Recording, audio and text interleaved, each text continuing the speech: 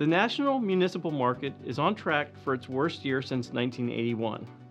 And with the Federal Reserve raising short-term interest rates at the fastest pace since the 1980s, we think the prospects for an economic recession have increased. What do those two statements have in common? It has nothing to do with the 80s icons Madonna or Mr. T, but in this edition of the LPL Street View, we explain why we think the worst is behind us for muni securities and how the asset class could be a good place to invest to weather an economic storm. The Federal Reserve is embarking on the most aggressive rate hiking campaign since the 1980s. As such, the risks of an economic slowdown have increased. With inflationary pressures continuing to run hotter than the Fed would like, many Fed officials have stated they are willing to continue to keep increasing interest rates, even to the point of sacrificing economic growth, in order to get aggregate demand and aggregate supply back in balance. The Fed has already raised short-term interest rates by 3.75% this year, and they have indicated that more rate hikes are likely. And although the timing of when short-term interest rates will peak and its effect on certain asset classes is uncertain, the Fed's tight monetary policy is already having an impact on the most sensitive areas of the economy, such as housing and consumer spending. The Fed has told us, and history bears this out, that when the Fed raises rates, the economy slows down. The cost of borrowing increases, and the incentive to save increases as well. So that tends to translate into less consumer spending. And with less consumer spending, the outlook for corporate borrowers, which are these companies that produce the goods and services that consumers purchase, they may be challenged in the near term as well. Muni bonds, however, have proven to be resilient in challenging economic times. Because of the Fed's aggressive rate hiking campaign, many fixed income markets are having their worst year in decades. And the normally staid muni market is no exception.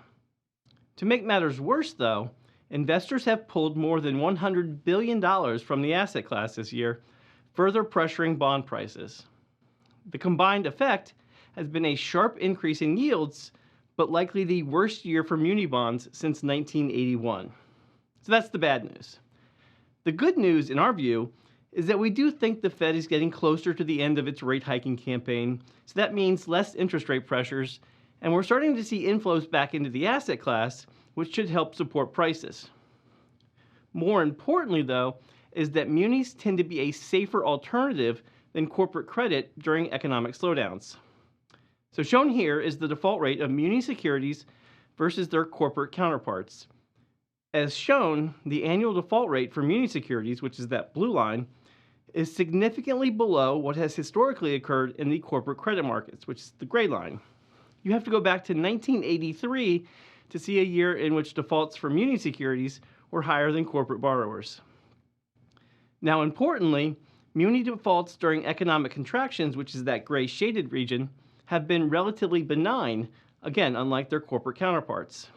Finally, according to Moody's Investor Service, which is a rating agency, the average 5-year muni default rate between 1970 and 2020 was just 0.08%, which compares to an average 5-year corporate default rate of 6.9% over that same period.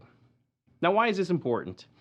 As fixed income investors, it's common to see negative returns every so often because of changing interest rates. That's just price volatility. If you continue to hold a bond until maturity, you'll get your money back at par.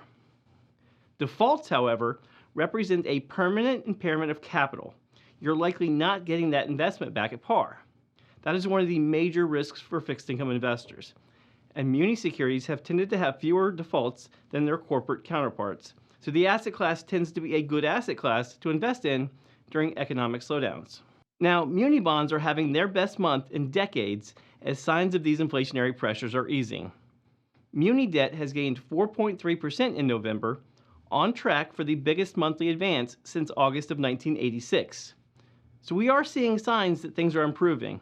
Now, are we living on a prayer, or do you gotta have faith that this trend will continue? We don't think so. With the influx of pandemic-related stimulus money, healthy tax collections, and prudent savings practices, we think the fundamental backdrop for many muni borrowers remains strong. So with the risk of recession increasing, muni securities could be a good area to weather an economic storm. And that's the 411. Thanks for listening.